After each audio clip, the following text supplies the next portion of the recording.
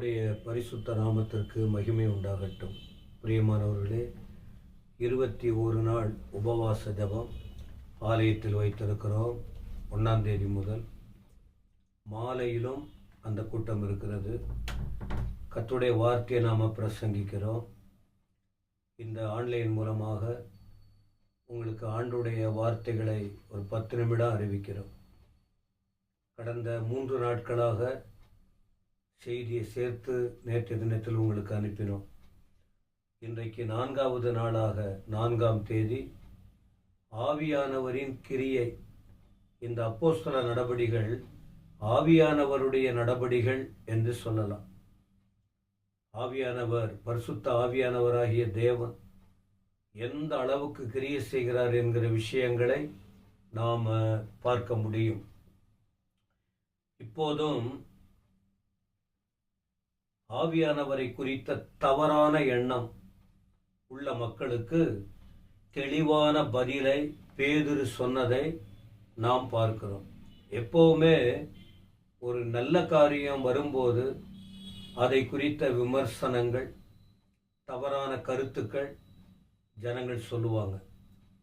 தேவ வார்த்தைக்கு கீழ்ப்படிந்து தேவ பிள்ளைகள் காத்திருந்து ஆண்டவர் சொன்ன வார்த்தையின்படி அந்த அபிஷேக வல்லமை, ஆவியானுடைய அந்த பலத்தை அவர்கள் பெற்றுக்கொண்ட பின்பு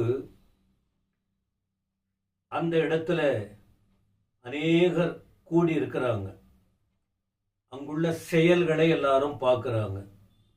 எருசலேமில் பக்தியுள்ளவர்கள், வானத்தின் கீழ் இருக்கிற சகல தேசத்திலும் இருந்து வந்த தேவ பக்தியுள்ள யூதர்கள் அப்பொழுது எருசலேமிலே வாசம் பண்ணினார்.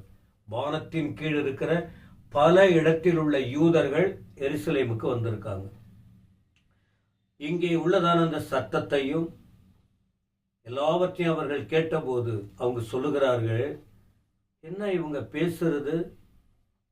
அதை கேட்ட பிறகு அவர்கள் கலக்கம் அடைஞ்சாங்க. ஐயா, தேவனுடைய காரியத்தை சொல்லும்போது ஒரு கூட்டத்திற்கு மகிழ்ச்சி இருக்கும், ஒரு கூட்டத்துக்கு கலக்கம் இருக்கும். எல்லாருக்கும் ஆச்சரியம் வந்தது.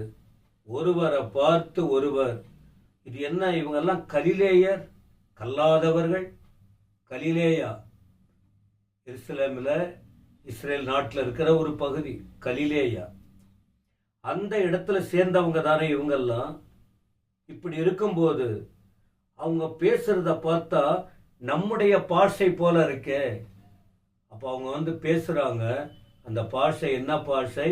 அந்நிய பாஷை. ஆனா அவர்களுக்கு தெரிகிறது, புரிகிறது. நம்முடைய பாஷையை பேசுறாங்க. யார் யார் வந்தாங்க என்றும் அங்கே சொல்லப்பட்டிருக்கு. இப்படி அவர்கள் எல்லாரும் சேர்ந்து 11ஆம் வசனத்துல என்ன சொல்றாங்க? நம்முடைய பாஷைகளில் இவர்கள் தேவனுடைய மகத்துவங்களை பேசுகிறார்கள். ஆவியானவரால் நிரப்பப்பட்ட பின்பு ஆண்டவரை அறிந்த ஜனங்கள் அவர்கள் பற்பல பாஷைகளை பேச ஆரம்பித்தார்கள். பேச்சு அவங்க வாயில வருது. அது அவர்கள் சொந்த பாஷை இல்லை, அந்நிய பாஷை.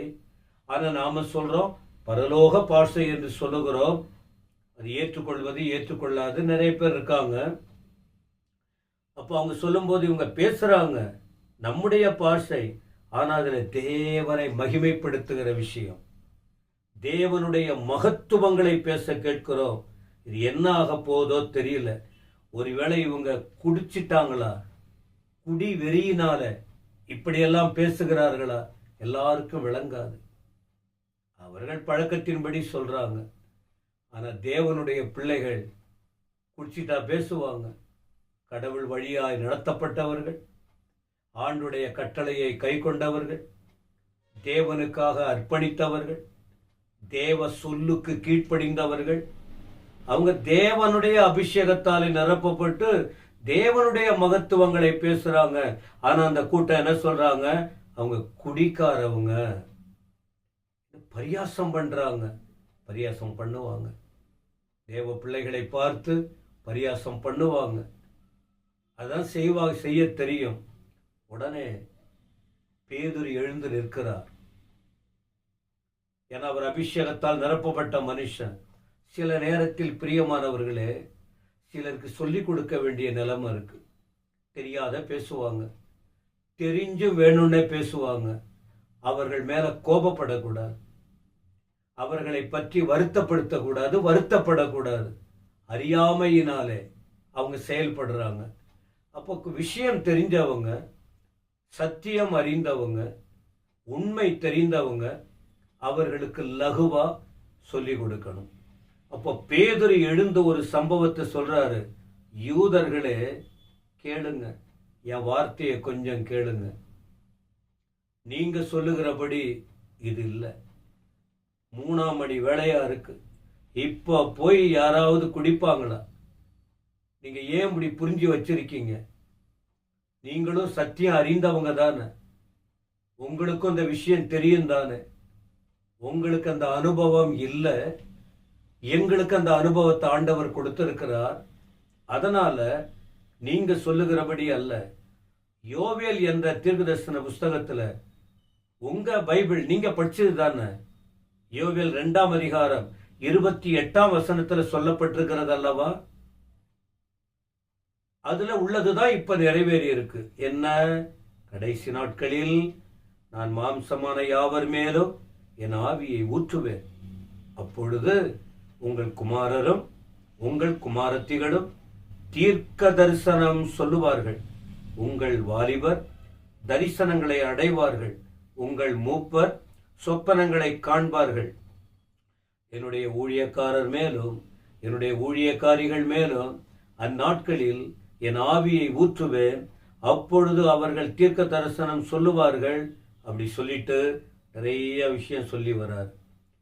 அப்பொழுது கர்த்தருடைய நாமத்தை தொழுது கொள்ளுகிறவன் எவனோ அவன் ரட்சிக்கப்படுவான் என்று தேவன் உரைத்திருக்கிறார்.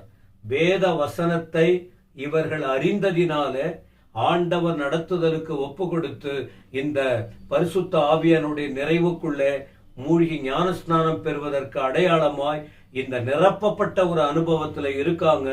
ஆனா அங்குள்ள மற்ற யூதர்கள் அவர்களுக்கு தெரியல. இப்ப அவர்களுக்கு தெளிவுபடுத்துகிறார். இன்னும் கூடுதலாய் என்ன தெரியுமா? இயேசு கிறிஸ்து நமக்காக வந்தார். அவரை நீங்கள் பிடித்து அக்கிரமக்காரர்கள் கையிலே ஒப்பு கொடுத்து சிலுவையிலே ஆணி அடிச்சு கொன்னுட்டீங்க. ஆனா அவர் உயிரோட எழுப்பப்பட்டார். தாவீதும் இந்த விஷயங்களை சொல்லி இருக்கிறார். அதை சொன்ன பிறகு அவருடைய உயிர்த்தெழுதலுக்கு பிறகு 32ஆம் வசனம், இந்த இயேசுவை தேவன் எழுப்பினார், இதற்கு நாங்கள் எல்லாரும் சாட்சிகளாய் இருக்கிறோம். 33ஆம் வசனம், அவர் தேவனுடைய வலது கரத்தினால் உயர்த்தப்பட்டு பிதா அருளிய வாக்கு தத்தத்தின்படி பரிசுத்த ஆவியானவரை பெற்று நீங்கள் இப்பொழுது காண்கிறதும் கேட்கிறதுமான இதை பொழிந்தருளினார் என்பதாக ஆண்டவர் வார்த்தைகளை பேதுரு சொன்னார். எனவே பிரியமானவர்களே, சில நேரத்தில் உங்களுக்கு குழப்பமா இருக்கும். சில விஷயம் உங்க கருத்துக்குட்பட்டு பேசுவீங்க, நீங்க விரும்புகிறபடி செய்வீங்க. ஆனால் தேவ வசனம் படிக்கிறவங்களுக்கு தான் தெரியும், அனுபவிக்கிறவங்களுக்கு தான் தெரியும். எனவே ஆவியானவரை குறித்த கருத்து இவர்களுக்கு குடிப்பழக்கமாகவும் பைத்தியம் போல இருப்பதாக பரியாசம் பண்ணாங்க. ஆனா பேதுரு அவளுக்கு தெளிவைப்படுத்தி ஆண்டவரை குறித்தும் பிதாவை குறித்தும் ஆவியானவரை குறித்தும் சொல்லி தெளிவுபடுத்தினார். இந்த வார்த்தைகளை கேட்கிற நீங்கள் யாராக இருந்தாலும் சரி, குழப்பமடைய வேண்டாம், கலக்கமடைய வேண்டாம். எம் தேவன் கலகத்திற்கு தேவன் அல்ல, சமாதானத்துக்கு தேவன், தெளிவை உண்டாக்குகிற தேவன். இந்த வேதம் உங்களுக்கு தெளிவை கொடுக்கும், உங்கள் கண்களை திறக்கும், உங்கள் வாழ்க்கையில் அடுத்த ஒரு முழுமையான ஆசீர்வாதமான எல்லைக்குள்ளே கொண்டு போக வழிகாட்டக்கூடிய வார்த்தை. சந்தேகப்படாதீங்க, கர்த்தருடைய வார்த்தையை உணருங்க, தேவ வார்த்தையை கேளுங்க, ஆண்டவரை ஏற்றுக்கொள்ளுங்க, ரட்சிப்பை பெற்றுக்கொள்ளுங்க, பரிசுத்த ஆவியின் அபிஷேகத்தால் நிரப்பப்படுங்க. உங்கள் வாழ்க்கை மாறும். நீங்க புதிய சிருஷ்டியாய் மாறுவீங்க. ஆசீர்வதிக்கப்பட்டவர்களாய் இருப்பீங்க. தேவன் உங்களுக்கு அந்த நல்ல கிருபைகளை தருவாராக. கர்த்தர் உங்களை ஆசீர்வதிப்பாராக. ஆமென்.